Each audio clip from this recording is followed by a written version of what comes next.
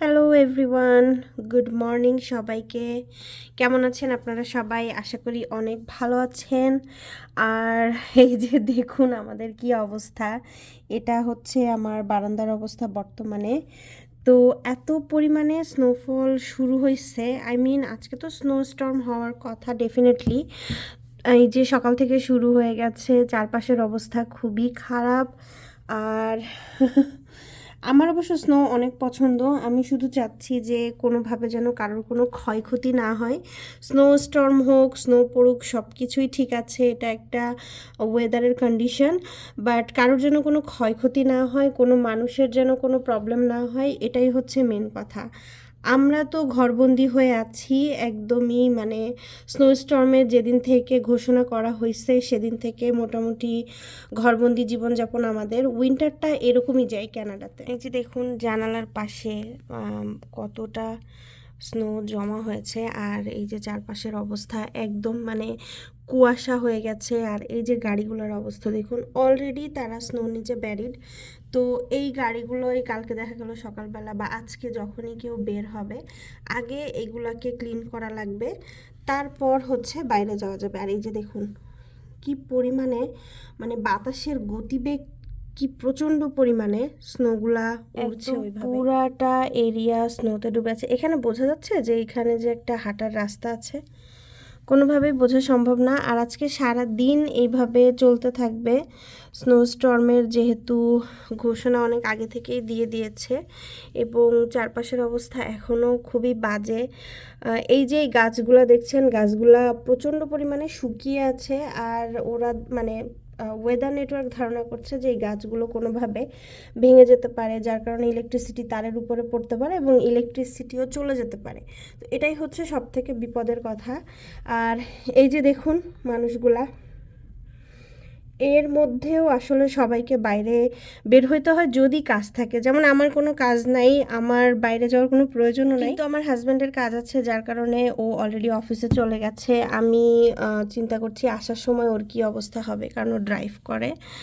তো ওকে অনেক সাবধানে আজকে ড্রাইভ করে তারপরে বাসায় আসতে হবে। মনে হচ্ছে না বাতাসে স্নোগুলো একদম উপরের দিকে উঠে আসছে, এরকমই মনে হচ্ছে। আর আমি কিছুক্ষণ পর পর স্নোর আপডেট নিচ্ছি, কারণ যেহেতু আমার হাজব্যান্ড বাইরে, ওর আসতেও তো সমস্যা হবে। এই জন্যই আমার একটু টেনশন লাগছে যে বাইরে যদি এই পরিমাণ স্নো পড়তে থাকে, স্নো ক্লিন করতেও তো সময় লাগবে, ঠিক আছে? তো সব বাইরের অবস্থা এখন খুবই বাজে। আর এই মুহূর্তে টেম্পারেচার বলছে -11, বাট ফিলস লাইক -22। তার মানে বাইরে প্রচণ্ড পরিমাণে ঠান্ডা। আর স্নো তো এরকম সন্ধ্যা বা রাত আসতে আসতে হয়তো এগুলো পুরোপুরি একদম স্নো নিচে ঢেকে যাবে। এর মধ্যেও এই যে উনি অলরেডি স্নো পরিষ্কার করতে বের হয়ে গেছে, সল্ট দিচ্ছে আর কি, যাতে স্নোগুলো মেল্ট হয়ে যায়। রাস্তার অবস্থা খুবই বাজে। আর এইরকম অবস্থাতে আসলে স্নো ক্লিন করাটাও অনেক টাফ হয়ে যায়। স্নো ক্লিনের গাড়িগুলো অলরেডি বের হয়ে গেছে, ওরা স্নো ক্লিন করছে। এখন দেখা যাক পরবর্তী আপডেট কি হয়। এই যে দেখুন আমার জানালার ওই পাশে কতটা স্নো জমছে, উপর নিচ সব দিয়ে। আর বাইরের অবস্থাটা একবার দেখাই, কি পরিমাণে ক্রেজি স্নো শুরু হয়েছে। বাইরে যেতে পারলে আমি ডেফিনেটলি বাইরের কিছু ভিডিও আপনাদেরকে দেখাতাম, বাট ওটা একদমই সম্ভব না। এই জন্য জানালা থেকে বারবার একই জায়গার ভিডিও আপনাদের সাথে শেয়ার করছি। ক্রেজি স্নোফল হচ্ছে এখন। আর নিচের ভিডিও, আচ্ছা উনি অলরেডি স্নো পরিষ্কার করতে বেরো হয়ে গেছেন। ও নো, এর মধ্যেও একজন কুকুর নিয়ে বের হয়েছে। হোয়াই এই স্নো স্টর্মের মধ্যে কেন তাকে কুকুর নিয়ে বের হওয়া লাগবে আমি জানি না, বাট সম্ভবত সে কুকুরকে ঘরে রাখতে পারছিল না, যার কারণে তার বের হওয়াই লাগছে। এই যে কুকুরটা অলরেডি ডুবে গেছে স্নোর মধ্যে, বাট সে খেলা করবে। এই যে দেখুন এই পরিমাণ স্নোফলের মধ্যেও মানে তার কুকুরটা নিয়ে বাইরে বের হওয়া লাগছে এবং সে এক জায়গায় থাকবেও না। কুকুরটা সে খেলা করবে। কি একটা অবস্থা। এই তো, এই হচ্ছে ক্যানাডিয়ান লাইফ। কিচ্ছু করার নাই। এই যে আমার বারান্দার অবস্থা, এখানে আমার হাতের প্রায় 1 বিঘত মতো স্নো জমে গেছে। আর এই যে স্নো প্লাউ মেশিন দিয়ে এখন রাস্তার স্নোগুলো পরিষ্কার করছে ওরা, না হলে এখানে কেউই চলাফেরা করতে পারবে না, গাড়ি টাড়ি কিছুই। এই পরিমাণ স্নো পড়ছে এখনো, সবই আসলে স্নোফ্লেক্স। এত সুন্দর এগুলা, সবই স্নোফ্লেক্স, ফ্লারিশ যাকে বলে আর কি। আল্লাহর অসম্ভব অসম্ভব সুন্দর সৃষ্টি। মনে হয় যেন ছাঁচে বসিয়ে তারপর স্নোগুলো ফেলা হচ্ছে। আমি এখানে একটা ধাক্কা দিব। আমার হাতের অবস্থায় এখানে একটা ধাক্কা দিব, একদম তুলার মতো স্নোগুলা। খুবই মজা লাগে আমার স্নো নিয়ে খেলতে। আমি আজকে বাইরে যাচ্ছি না, বাট আমি বারান্দায় বসে আর কি খেলা করছি স্নো নিয়ে। বাতাসের মতো উড়ে আসছে, ওয়াও।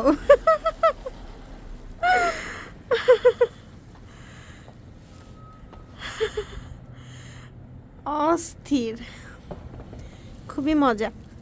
এটা ফেললে বাতাসে আবার উড়ে আসছে একদম উপরের দিকে।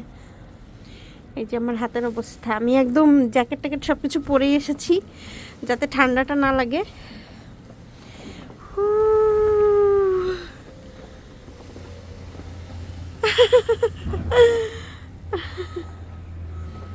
এখানকার অবস্থাও এরকম, প্রচুর স্নো জমছে।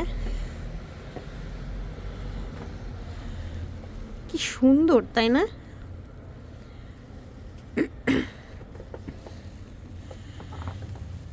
মোটামুটি 2-3 মিনিট আমি খেলা করলাম, এখন আমি আবার রুমে চলে যাই। প্রচুর ঠান্ডা বাইরে, প্রচণ্ড পরিমাণে ঠান্ডা। তো এই ঠান্ডার মধ্যে বাইরে না থাকাই বেটার। আর এটা হচ্ছে একটা বাসার ব্যাকইয়ার্ড। ব্যাকইয়ার্ডটা আমার এত পছন্দ, মনে হয় যেন রেস্টুরেন্ট। এটা আমার বাসার ব্যাকইয়ার্ড, এখানেও সুন্দর বসার জায়গা টায়গা আছে। এটা হচ্ছে 4-5 ঘন্টা পরের আপডেট। আমার মানে বারান্দার রেলিংয়েই তো প্রায় 20 সেন্টিমিটারের মতো স্নো জমছে, ইভেন আমার বারান্দাতেও, এখানেও। তো বাইরে তাহলে রাস্তার কি অবস্থা এখন।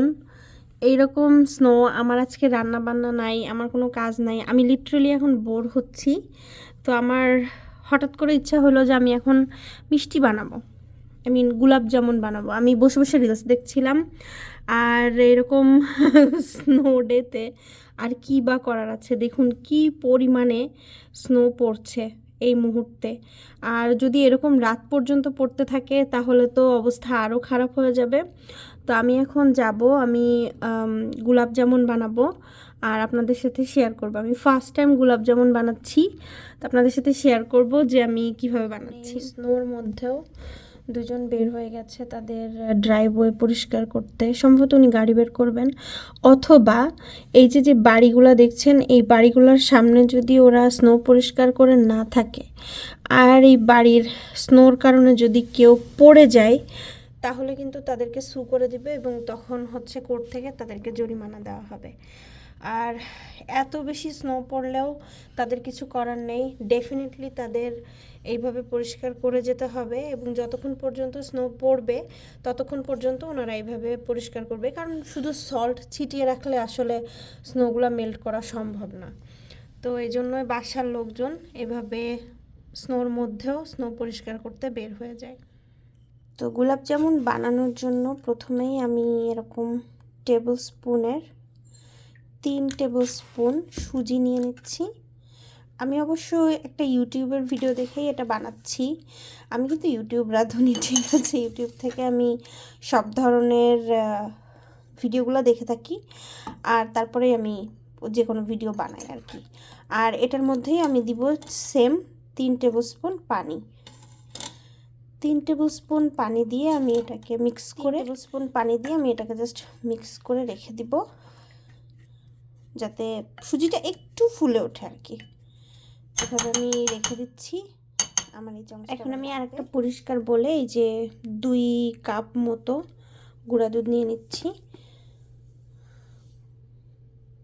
গুঁড়া দুধ নিয়েছি 2 কাপ গুঁড়া দুধে আমি দিয়ে দিচ্ছি 1 টেবিল স্পুন বেকিং পাউডার, আর দিচ্ছি হচ্ছে 2 টেবিল চামচ ময়দা। 2 টেবিল স্পুন ময়দা দিয়ে দিলাম। আর এখানে আমি দিব হচ্ছে 3 টেবিল স্পুন ঘি। এখানে আমি দিয়ে দিয়েছি 3 টেবিল স্পুন ঘি। এই ঘিটা দিয়ে এখন আমি খুব সুন্দর করে এটাকে মাখানোটা হচ্ছে কাইন্ড অফ একটা যুদ্ধের ব্যাপার। তো এই যে এরকম ডোটা আমি বানিয়ে নিয়েছি। এখন এটাকে আমি 15 মিনিটের জন্য রেস্ট করব, দেন আমি হচ্ছে এটাকে ভাজবো।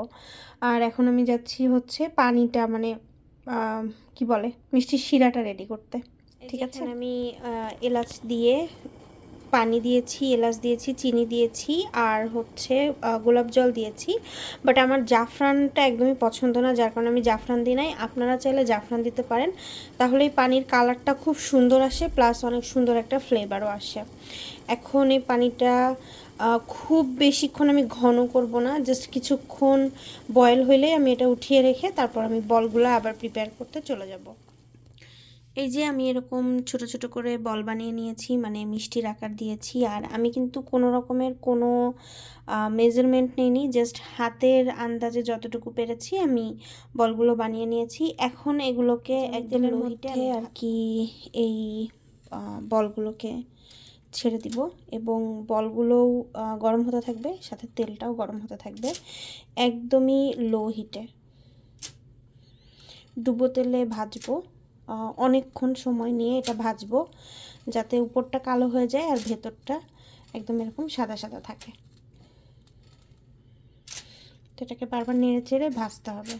আমি তাহলে এগুলো ভাজি, তারপর ভাজার পরে আপনাদেরকে দেখাচ্ছি যে লাস্ট লুকটা কেমন আসে। এই যে আমার মিষ্টিগুলার এখন এই অবস্থা বর্তমানে, আমি জানি না কেন জানি ফেটে ফেটে গেছে একদম। তো যেহেতু এটা আমি ফার্স্ট টাইম বানাচ্ছি, আমি মেনে নিলাম আর কি।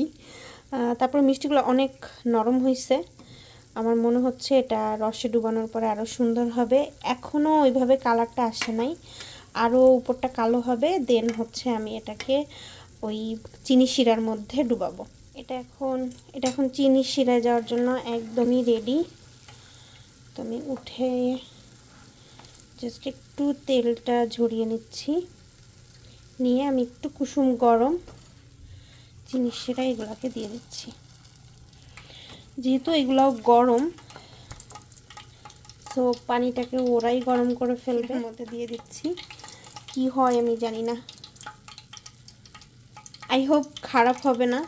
যদি মিষ্টিগুলার মানে টেক্সচারটা অনেক সুন্দর থাকতো তাহলে আমি অনেক খুশি হইতাম। বাস এগুলাকে দিয়ে আমি ডুবিয়ে ডুবিয়ে দিচ্ছি, আর এখন আমি 1 ঘন্টা এইভাবে রেখে দিব। দেন 1 ঘন্টা পরে আমি আপনাদেরকে একটা কেটে দেখাবো যে ভেতরে আসলে কেমন হলো। এই যে রেডি হয়ে গেছে আমার মজাদার গোলাপ জামুন। প্রথমবারের মতো বানিয়ে কেমন হয়েছে আমি জানি না, কেটে দেখি ভেতরে সাদা হওয়া উচিত। এত নরম হয়েছে, ওহ ওয়াও, অনেক সুন্দর হয়েছে, অনেক সুন্দর। কতটা নরম যে হয়েছে এটা বলার মতো না। আমি খুবই হ্যাপি, আমি আমার গোলাপ জামুনে খুবই হ্যাপি। তো নেক্সট টাইম বানালে অবশ্যই আমি চেষ্টা করব যাতে এই যে টেক্সচারটা যাতে একদম গোল সুন্দর হয়। আমার খেয়ে দেখি, মজাও হয়েছে অনেক। যাই হোক, আমি এখন মজা করে গোলাপ জামুন খাই, আর আমার ভিডিওটা এখানেই শেষ করি। আপনাদের আমার ভিডিওটা কেমন লাগলো সেটাও জানাবেন। আর অ্যাট লাস্ট আমি একদম স্নো আপডেট দেই আপনাদেরকে। এই যে